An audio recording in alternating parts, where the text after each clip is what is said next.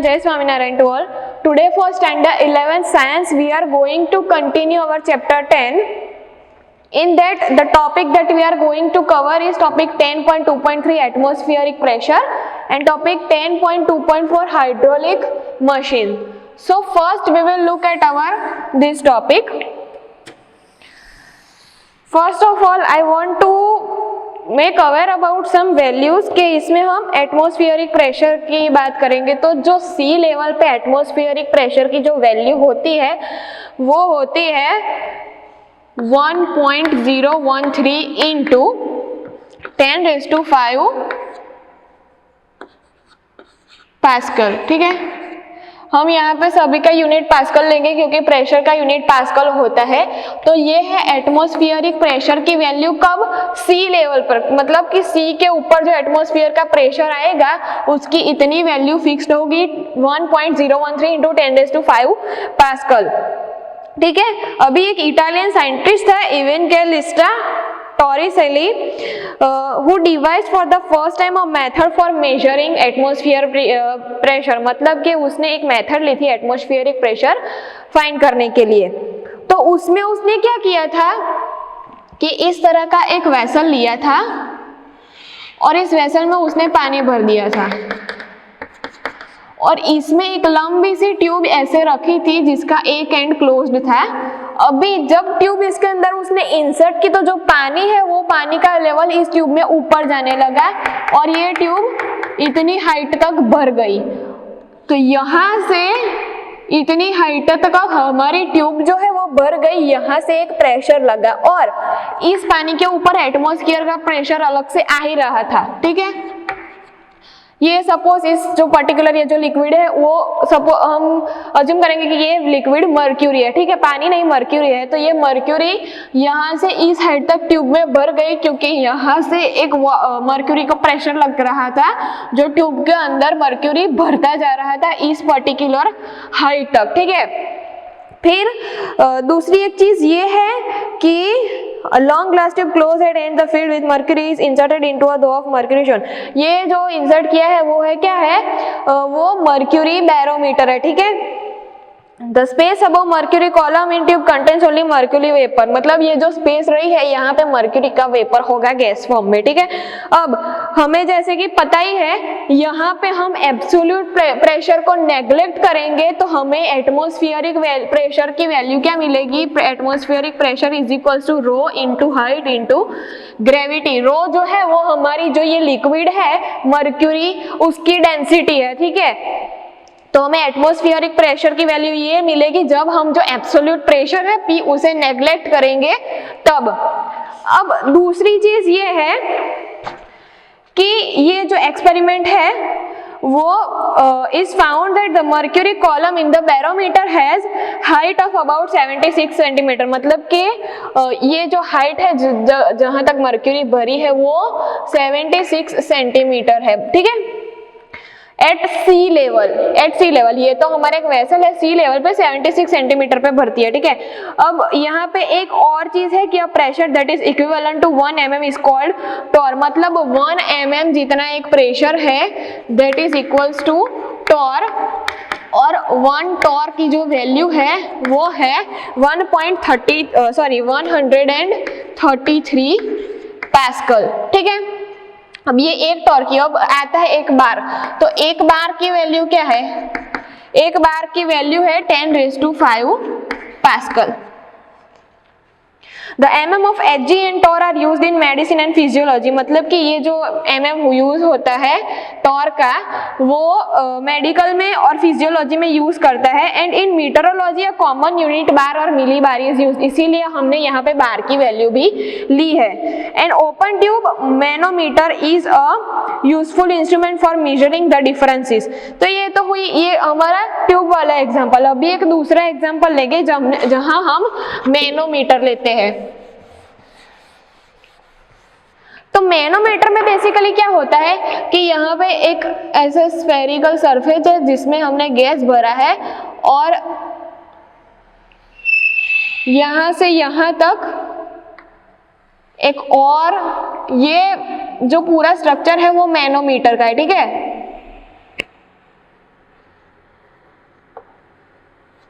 ये मैनोमीटर का स्ट्रक्चर है। तो यहाँ पे सपोज मेरा गैस है और यहाँ पे गैस को प्रेशर लग रहा है इस डायरेक्शन में। अभी यहाँ एक पॉइंट है ए जहाँ से मैंने पानी भरना स्टार्ट किया है, वो पानी भरते भरते यहाँ तक इस पर्टिकुलर चीज तक पहुँच गया और यहाँ बाहर से इस पे एटमॉस्फेरिक प्रेशर आ रहा है।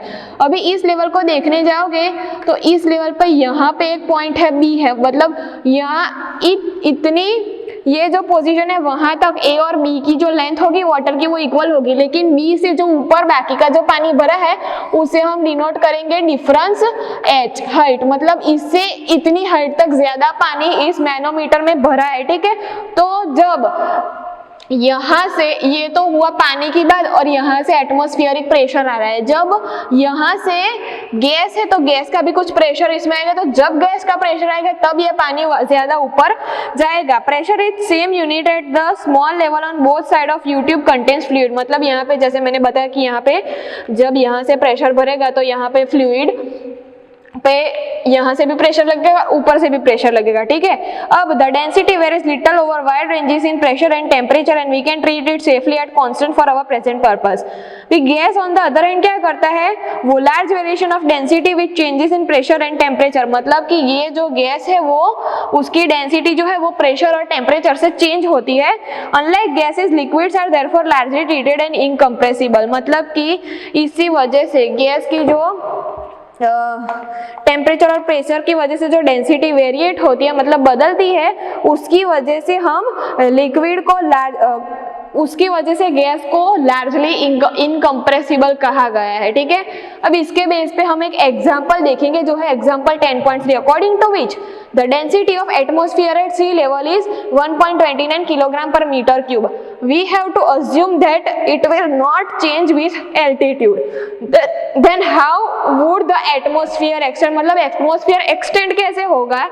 तो पहले तो हमारे पास जो इक्वेशन हमारा था क्या था कि जो प्रेशर का वैल्यू था वो 10.7 नंबर वाला इक्वेशन जो हमारे पास था कि एब्सोल्यूट प्रेशर की value is equals to atmospheric pressure plus rho into G into H, ये था हमारा इक्वेशन। तो इस इक्वेशन के बेस पे हम लिखेंगे कि पीजीएच की वैल्यू क्या है, जो हमारा रो इंटू हाइट इंटू ग्रेविटी की वैल्यू क्या है। तो पहले तो हमारा जो रो है, मतलब कि हमारा जो डेंसिटी वो है 1.29। ठीक है, अब जो h है हाइट, सॉरी ग्रेविटी pgh, तो जो हमारी ग्रेविटी की वैल्यू है वो तो 9.8 होती है। ठीक है, अब हाइट क्या है, तो हाइट तो हमें पता नहीं है, h मीटर हम इसे लिख देंगे, तो हमें आंसर क्या मिलेगा, इन दोनों को मल्टीप्लाई करते हुए हमें आंसर मिलेगा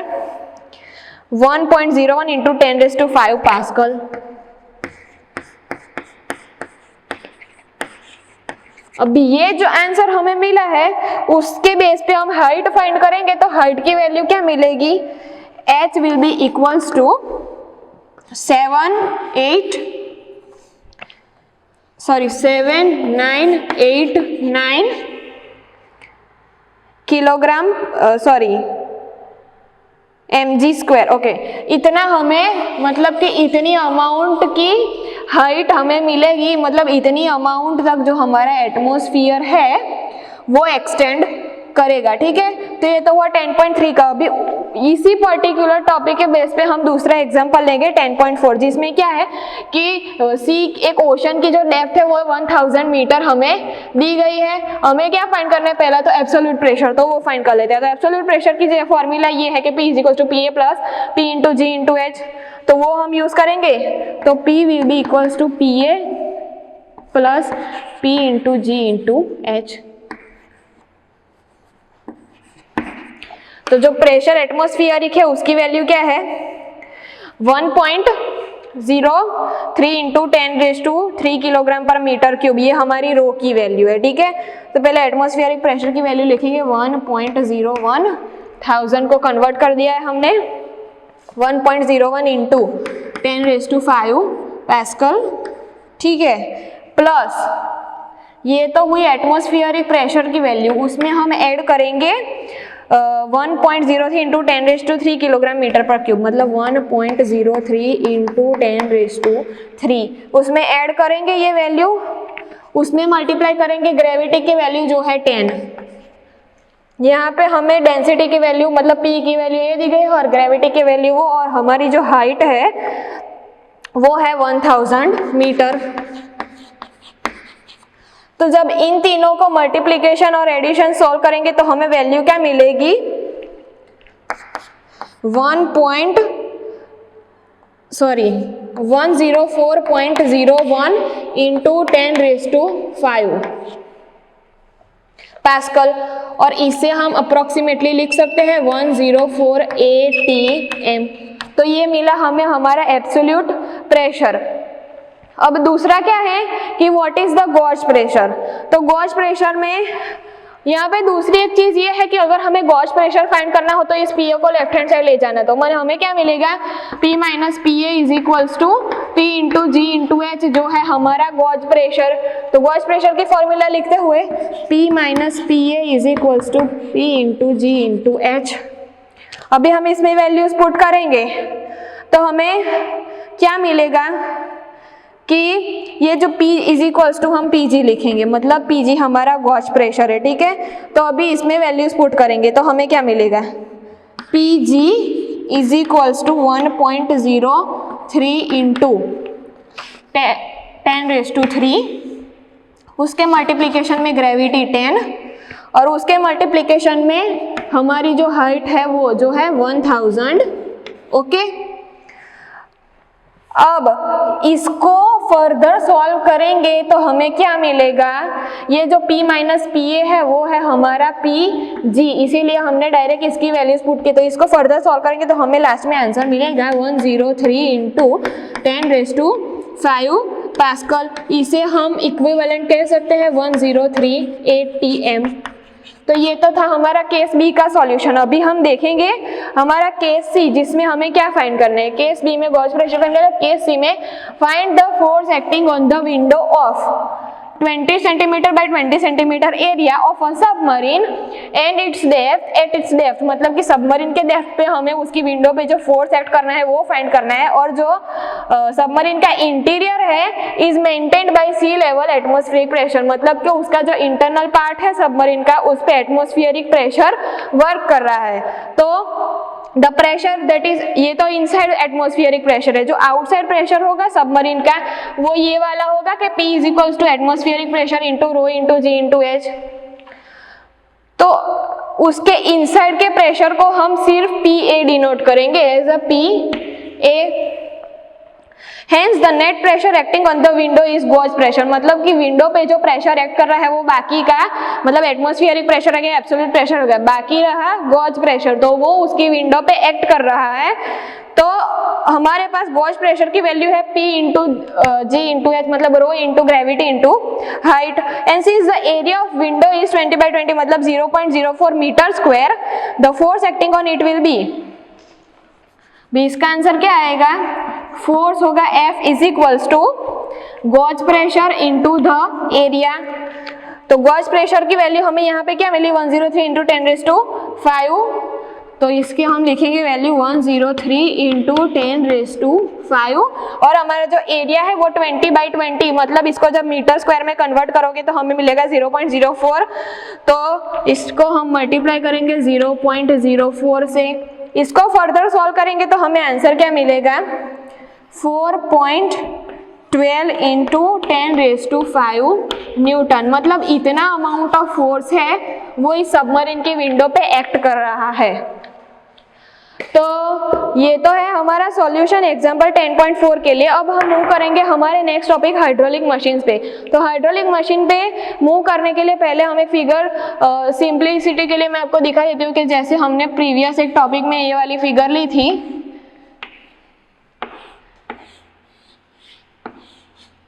तो इसमें जब हम यहाँ से पानी भरेंगे, यहाँ से बंद कर देंगे, और यहाँ से जब पानी भरेंगे तो यहाँ से जब पानी भरेंगे तो पानी के ऊपर प्रेशर आएगा, और प्रेशर आएगा तो वो इन तीनों वेसल्स को एक हाइट तक भरेगा इक्वल हाइट तक। इसका मतलब क्या है कि भले ही वेसल की साइज है वो अलग अलग हो, लेकिन पानी के जो प्रेशर होगा वो इक्वल ही होगा तीनों वेसल्स में, और वो इतनी अमाउंट तक पानी को भरेगा।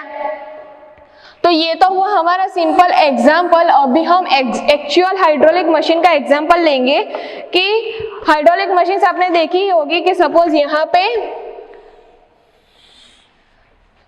एक कितने एरिया वाला यहाँ पे एक फोर्स लगेगा और यहाँ पे एक दूसरा फोर्स लगेगा, और इस पर्टिकुलर जो प्लेस है यहाँ पे हमारा सपोज एक ऑब्जेक्ट होगा, ठीक है।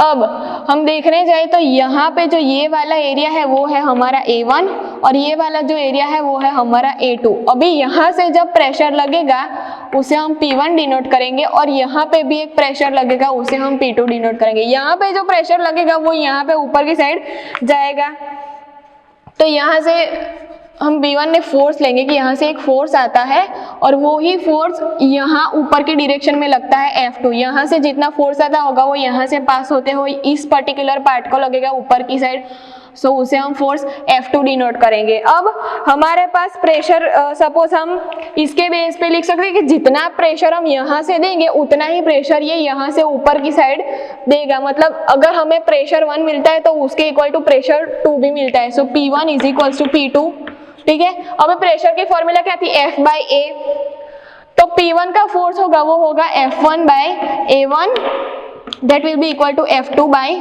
A2, ठीक है। अब यहाँ पे जो एरिया है वो छोटा है इस पर्टिकुलर एरिया के कंपैरिजन में, मतलब यहाँ एरिया कम होगा तो फोर्स इस साइड ज्यादा लगेगा क्योंकि यहाँ एरिया ज्यादा है। तो इसके बेस पे हम ये लिख सकते हैं कि इस A2 को अगर लेफ्ट हैंड साइड ले जाए तो हमें जो F2 की वैल्यू मिलेगी वो मिलेगी F1 into A2 divided by A1। हमारा जो फोर्स 2 है उसकी वैल्यू हमें इतनी मिलेगी, और ये इतनी क्यों मिली, क्योंकि यहाँ पे एरिया कम है और यहाँ पे फोर्स ज्यादा लग रहा था एरिया की वजह से, इसलिए जब हम यहाँ पे एरिया बढ़ाएंगे तो ये इसकी वैल्यू इसके इक्वल होगी, इसीलिए हमने इस पर्टिकुलर फोर्स 2 की वैल्यू फाइंड की है। तो ये तो था हमारा जो टॉपिक हाइड्रोलिक मशीन के लिए जो था वो कि जितना फोर्स यहाँ से लगेगा उतना अमाउंट ऑफ फोर्स यहाँ से नीचे की ऊपर डायरेक्शन में जाएगा, और ये जो फोर्स F2 है वो उसके area multiply force 1 divided by A1 जितना होगा। तो ये तो था हमारा टॉपिक हाइड्रोलिक मशीन्स। अभी हम हमारा जो टॉपिक हमने देखा हाइड्रोलिक मशीन, उसके बेस पे 2 एग्जांपल देखेंगे। हाइड्रोलिक मशीन में बेसिकली क्या था कि एक छोटा एरिया था और एक बड़ा एरिया था। अभी छोटा एरिया हमारा स्मॉलर पिस्टन था और बड़ा एरिया बिगर पिस्टन था। जितना फोर्स हम स्मॉलर पिस्टन पे डालेंगे नीचे की तरफ उतना ही वो बिगर पिस्टन पे ऊपर डालेगा और बिगर पिस्टन से वो ऊपर की तरफ मूव करेगा, ठीक है। तो एग्जांपल क्या है कि हमारे पास 2 सिरिंज है डिफरेंट क्रॉस सेक्शनल एरिया की, 2 सिरिंज या इंजेक्शन जो भी कहो वो है, पर दोनों की साइज अलग अलग है, ठीक है, और उसमें नीडल भी नहीं डाली गई है। उन 2 सिरिंज को हमने वाटर भर के एक टाइट रबर का ट्यूब था टाइट जिसमें भी पानी भरा हुआ था, तो उस रबर के ट्यूब में हम इन दोनों के सिरिंज को कनेक्ट कर दिया है। अभी जो स्मॉलर पिस्टन है या स्मॉलर सिरिंज हमारा, उसका जो स्मॉलर पिस्टन रबर ट्यूब का जो स्मॉलर पिस्टन है उसका और लार्जर पिस्टन है उसका, उन दोनों का डायमीटर क्या है, स्मॉलर पिस्टन का है 1 सेंटीमीटर और लार्जर पिस्टन का है 3 सेंटीमीटर रेडियस, ठीक है, सॉरी डायमीटर। तो हमें पहला क्या फाइंड करना है, पहला तो हमें ए फाइंड करना है कि force that is exerted on larger pistons when force of 10 newton is applied to smaller piston. मतलब कि छोटे वाले पिस्टन पे अगर हम 10 न्यूटन का फोर्स अप्लाई करेंगे तो लार्जर पिस्टन्स के ऊपर कितनी अमाउंट ऑफ फोर्स लगेगा वो, और बी में हमें क्या फाइंड करना है, बी में हमें फाइंड करना है कि अगर स्मॉलर पिस्टन जो है वो नीचे की साइड 6 सेंटीमीटर में पुश करोगे तो जो बड़ा पिस्टन है वो दूसरी साइड ऊपर कितने ऊपर तक जाएगा। तो पहले हम केस ए का देख लेंगे। तो केस ए में हमें जो हमारी फॉर्मूला थी फोर्स 2 वाली वो यूज करेंगे कि F2 is equals to F1 into A2 divided by A1, ठीक है। तो अब इसमें हम वैल्यू पुट करेंगे कि हमारा जो A2 की वैल्यू था क्रॉस सेक्शनल एरिया वो pi into 3/2 into 10⁻² metre whole square, मतलब कि इसकी वैल्यू होगी A2 की वैल्यू हम लिखेंगे तो pi into 3/2 into 10⁻² metre whole square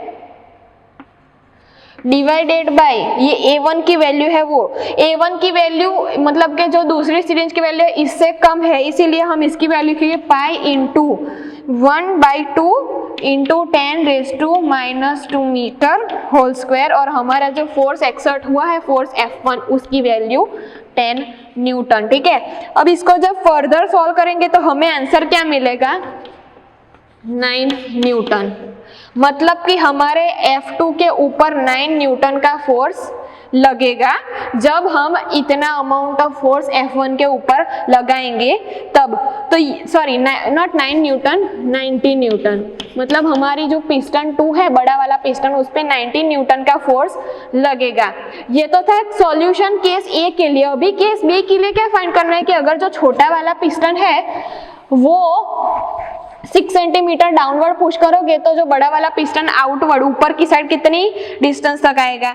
तो हमारे पास दूसरा ये है कि हमारा L1 into A1 is equal to L2 into A2। L1 और L2 जो है वो हमारा फोर्स है। ठीक है, तो अगर हम L1 इंटू A1 लिखेंगे this will be equal to L2 into A2, मतलब pressure 1 is equal to pressure 2। तो L2 की वैल्यू हमें क्या मिलेगी, L2 की वैल्यू हमें फर्दर मिलेगी L2 is equals to L1 into A1 divided by A2। ठीक है, अभी इसमें हम फिर से हमारी वैल्यूज पुट करेंगे।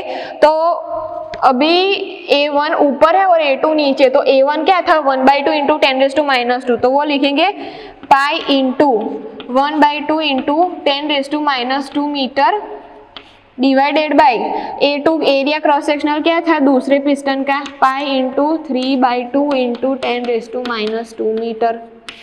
और जो L1 था जो 6 सेंटीमीटर जाता है उसको जब हम मीटर में कन्वर्ट करेंगे तो हमें क्या मिलेगा, इसके मल्टीप्लिकेशन में पाई इंटू 1/2 इंटू 10⁻² और इसके मल्टीप्लिकेशन में 6 को कन्वर्ट करेंगे तो हमें 6 इंटू 10⁻² मीटर मिलेगा। अब इस पर्टिकुलर इक्वेशन को जब सॉल्व करेंगे तो जो दूसरा जो हमारा पिस्टन था वो कितनी अमाउंट ऑफ ऊपर गया था उसका आंसर मिलेगा, और उसका आंसर क्या है, it is equivalent to 0.67 into 10⁻² metre which is equivalent to 0.67 centimetre. तो इतना सेंटीमीटर हमारा दूसरा पिस्टन ऊपर की साइड मूव करेगा। तो ये होता था हमारा सॉल्यूशन एग्जांपल 10.5 के लिए। अब हम 10.6 की तरफ मूव करेंगे। तो उसमें दिया गया है कि कार लिफ्ट है that is compressed with air exert a force F1 on small piston. मतलब कि जो कार लिफ्ट है वो एक पिस्टन F1 के ऊपर फोर्स लगाता है। ये स्मॉल पिस्टन है उसका रेडियस है 5 सेंटीमीटर। अभी इसके ऊपर जो इस स्मॉल पिस्टन के ऊपर जो प्रेशर आएगा वो उस प्रेशर को लार्ज पिस्टन की तरफ मूव करेगा, और इस लार्ज पिस्टन का जो रेडियस है वो है 15 सेंटीमीटर। अभी ये जो कार लिफ्ट है उसके ऊपर 1350 किलोग्राम की एक कार रखी होगी, तो हमें फोर्स 1 कैलकुलेट करना है और प्रेशर भी कैलकुलेट करना है जो इस पूरे टास्क को अकम्प्लिश करने के लिए लगेगा।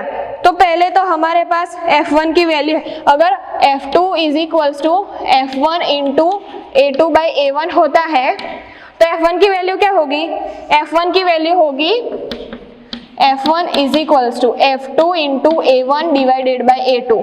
ठीक है, अभी इसमें हम हमारी फॉर्मूलाज पुट करेंगे। तो पहले तो हमारा जो एरिया है पिस्टन 1 का वो है 5 सेंटीमीटर, उसको हम मीटर में कन्वर्ट करेंगे तो हमें क्या मिलेगा, 5 इंटू 10⁻² डिवाइडेड बाय हमारा जो दूसरा एरिया है वो 15 सेंटीमीटर का, तो वो होगा 15 इंटू 10⁻² मल्टीप्लाई बाय जो फोर्स F2 है जो एक्सर्ट हुआ था वो कितना था, फोर्स जो है वो हमारे इसके मास इंटू ग्रेविटी जितना होगा, मतलब कि कार का मास इंटू हमारी ग्रेविटी जो है 1350 इंटू 9.8। ठीक है, अब इसको फर्दर सॉल्व करेंगे तो जो फोर्स मिलेगा वो हमें 1470 न्यूटन मिलेगा, that is equals to 1.5 into 10⁻³ newton. तो इतना फोर्स F1 लगेगा। अभी प्रेशर फाइंड करना है, तो प्रेशर की वैल्यू क्या है, P is equals to F1 divided by A1। ठीक है, that is equals to 1.5 into 10⁻³ newton divided by हमारा cross sectional area A1 5 into 10⁻²। तो इसको सॉल्व करेंगे तो हमें कितना फोर्स मिलेगा 1.9 इंटू 10⁵ पास्कल। सो इतना प्रेशर नेसेसरी होगा इस पूरे टास्क को अकम्प्लिश करने के लिए। So this is our solution for example 10.6। That is it. Thank you.